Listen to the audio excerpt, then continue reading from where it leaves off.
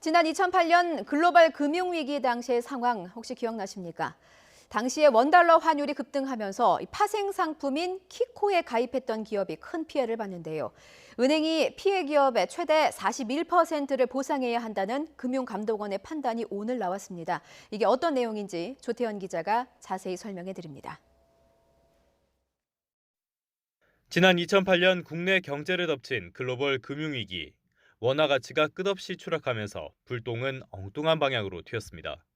외환 파생 상품인 키코에 가입한 수출 중소기업들이 큰 피해를 보게 된 겁니다. 위험한 상품을 권유한 은행과 높은 금융 수익에 골몰한 기업이 합작한 참사였습니다. 당시의 기업들은 사기성 계약이라고 주장하며 법정 다툼을 벌였지만 2013년 대법원은 불공정 계약이 아니라며 은행의 손을 들어줬습니다. 금융사기의 실체를 파헤치고 단죄하는 데 스스로의 한계를 인정하면서 오히려 면죄부를 주는 동시에 사실관계 왜곡까지 묵인했다는 점에서 안타까움과 허탈감을 감출 수가 없습니다. 하지만 윤석헌 금융감독원장이 취임한 뒤 분위기가 완전히 달라졌습니다. 먼지가 쌓였던 키코를 다시 서랍에서 꺼내 분쟁조정위원회로 넘긴 겁니다. 결론은 은행의 불완전 판매, 은행이 계약을 체결하면서 제대로 위험성을 알리지 않았고 과도한 규모의 계약을 권유하기도 했다는 판단을 내렸습니다. 지금이라도 피해 구제에 적극적으로 나서는 것이야말로 신뢰가 근본인 금융산업이 오래된 빚을 갚고 한 단계 더 성숙하는 길이라 생각합니다.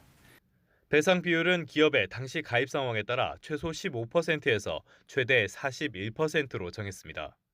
키코 피해 기업들은 결과가 다소 아쉽긴 하지만 금융당국의 노력으로 사태 해결에 실마리가 마련됐다며 일단 환영했습니다. 이 협상에 은행들은 진정성을 갖고 임하기를 기대하고 이번 분쟁 조정이 키코 피해 기업들에게 희망 고문이 되지 않기를 바란다. 하지만 은행들은 이미 대법원 판결이 이뤄진 상황에서 법적 강제력이 없는 분쟁조정위원회의 권고를 수용하면 배임 문제가 될 수 있다며 난색을 보이고 있어 키코를 둘러싼 논란은 당분간 이어질 전망입니다. YTN 조태현입니다.